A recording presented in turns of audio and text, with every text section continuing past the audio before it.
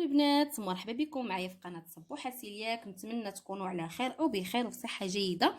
اليوم البنات غنحضر معكم املو كيجي البنات زوين ورائع وشي حاجه تحضير منزلي كما نقولوا اقتصاديه. هانتوما شفتوا كيفاش كيجي البنات، وشي حاجه صحيه يعني صحاب لا مالادي سيلياك غادي يجي معاهم.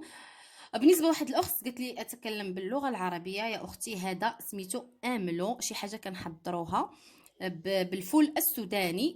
ما عرفتوش باللغه الاخرى، المهم انا اعرفه بالفول السوداني.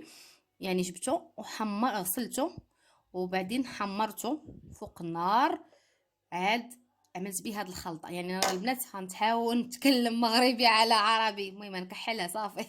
المهم البنات، هانتوما البنات اللي غتعجبوا الوصفه نتمنى البنات انكم تجربوها. كما يمكن لكم ديروها باللوز، راه كتجي رائعه البنات وزوينه بزاف. المهم انا فضلت اليوم غنديرها بالكاوكاو، ونتمنى البنات تشوفوا الوصفه حتى الاخر وتحضروها ان شاء الله وتردوا عليا. ندوزو للمقادير وطريقه التحضير. كي دايرين؟ لاباس عليكم؟ مرحبا بكم مع قناه صبوحه سيلياك. اليوم البنات غنحضر لكم املو بكاوكاو، شي حاجه اللي هي بسيطه وكنبغيوه كيف ما كنقولوا بلا ما نشريوه جاهز، غادي نحضروه منزليا. بالنسبه للمقادير ديال هاد املو، بزيت الزيتون غادي ندير فيه واحد نصف كيلو من الكاوكاو، واحد 2 معالق من الزنجلان او السمسم، نتمنى الصوره تكون واضحه لكم. كما قلت لكم 2 معالق ديال الزنجلان، كاس من زيت الزيتون يعني كيبقى اختياري. هذا السكر كلاصي تحضير منزليا البنات، السكر كلاصي مش شحال هادي انا محضراه غادي ندير. وكيبقى السكر حسب الذوق، يمكن لكم ديروا بالعسل. كما قلت لكم السكر كلاصي تحضير منزليا. يمكن لكم تحليوها البنات بالعسل. دابا غادي نجلس نقشر هذا الكاوكاو ونرجع لكم. هانتوما البنات بالنسبه للكاوكاو راه باش نقشرو كامل باش ما بغيتو يجيني شويه سمر. بالنسبه واحد التعليق كان جاني بغاوني نذكر المقادير باللغه العربيه، المهم نتمنى نوصل لكم الفكره. بالنسبه هذا الفول السوداني، الا ما كنتش غلطه الفول السوداني من حنا كنقولوا ليه كاوكاو. هذا سكر ناعم، سكر ناعم. هذا حبوب السمسم، حنا كنقولوا الزلجلان، حبوب السمسم. وزيت الزيتون. نتمنى الاخت اللي كانت كتبت لي في التعليق انني بغاتني نتكلم باللغه العربيه. اختي ها انا قلت لك وصفه مغربيه اللي هي تحضير ديال املو بالطريقه المغربيه. هانتوما البنات درت هاد الكاوكاو هنا، هانتي الاخت انا درت الفول السوداني. البنات بالنسبه للجلجلان راه ما محمرش، يعني ني كما نقول خضر، درت 2 معالق. راه مزيانه البنات لانني سمعت ان الجلجلان كيجمع الكالسيوم في الجسم، الا كليناه خضر تناولناه يوميا مع الصباح كيجمع الكالسيوم في الجسم. غادي نطحن البنات هاد الكاوكاو حتى يتطحن مزيان، عاد نجي نضيف باقي المكونات. هانتوما البنات بعد ما طحنت هادشي مزيان شوفوا كيفاش اطلق الزيوت ديالو، غادي نحاول نهز هكا.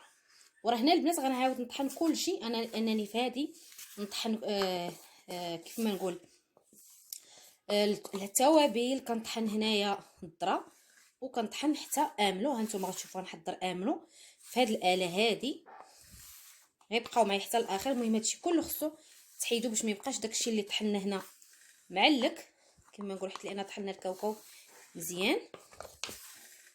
وكتجي هاد الوصفه صراحه البنات زوينه، شي حاجه تحضر منزليا. البنات اللي عنده العسل يدير العسل، انا ما متوفرش عندي، درت السكر بودره، غندير السكر حسب الذوق ما غاديش. المهم غندير هذه الكميه، ولا جاني ناقصه غادي نزيد السكر. وغادي ندير هذا الكاس من زيت الزيتون، ها هو زيت الزيتون، هذه الوقيته ديالو غندير كاس. وإلا خصني غادي نزيد، غنبدا نطحن، الا خصني غادي نزيد. هانتوما البنات شوفوا كيفاش كيكون القوام. انا بغيتو يزيد اكثر من هكا، غادي نزيد زيت الزيتون، يعني ما بغيتوش يكون بحال هكا ثقيل بزاف. يعني نتوما اللي كتحكموا في التقوليه ديال املو. بغيتوه ثقيل او خفيف نتوما اللي كديروا. ممكن نبقى نحرك هكا باش ملي نعاود نطحنو دغيا يتطحن ويتخلط المكونات كاملين. هانتوما نتوما لكم الاختيار البنات. يعني تقريبا درت كاس ونص، بغيتو انا في هذا القوام هذا درت كاس ونص من زيت الزيتون. هانتوما البنات، هانتوما شفتوا القوام يعني كيفاش كيكون، داكشي متجانس. غنديرو دابا في البواطه وغادي نرجع نوريكم الشكل النهائي. هانتوما البنات شفتوا كيفاش كتجي، هانتوما كيفاش كيجي امن. قلت لكم كيفاش كتجي، كيجي ثقيل. اللي بغى يخفف البنات على هكا يخفف. هانتوما وتبارك الله خرجت لي واحد الكميه، يعني واحد القرعه او باطه وخرج لي الطبسيل. يعني البنات شفتوا هانتوما ثقيل. هاد املو هذا ممكن البنات تزيدوا فيه الزيت الا بغيتوه خفيف على هذا. وشي حاجه اللي تحضير منزلي يعني بلا ما نشريوه بلا ما والو، يعني يمكن لينا نصايبو في الدار عاملو بهاد القوام هذا. كما يمكن لكم البنات ديروه باللوز، يعني بلا داعي نجيبوا اللوز تحمروه وطحنوه بحال هكا في الاول ومن بعد عاد تزيدوا عليه الزيت. يعني ديك لا ماشين راه هكا ملي كنسالي كنمسحها. من البنات غيتخوفوا من لا ماشين، راه كنمسح الوسط ديالها مزيان، نمسح ونعاود نمسح ونعاود نحيد منها كلشي وخلاص. الغلاقه راه كنغسلها، يعني الغطايه ديال لا ماشين راني كنغسلها وصافي. شوفوا يعني عجبني الشكل ديال املو، يعني جالسه كنطلع هكا. البنات يمكن لكم تزيدوا الزيت الا بغيتو، المهم بالنسبه لي راه درت فيها كاس ونص ديال زيت الزيتون. وهانتوما تبارك الله يعني وشي حاجه اللي هي صحيه. وبالنسبه للجلجلان البنات راني سمعت عليه مزيان مزيان انه صحي، لانه كيعوض كما قلت لكم الكالسيوم في العظام يعني في الجسم.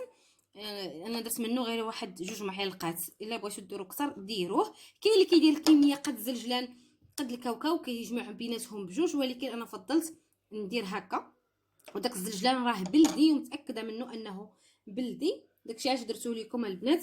مهم اللي عجبته الوصفه ما ينسانيش من التعليق ومن البارطاج والدعم للقناه باش تعمل فائده البنات.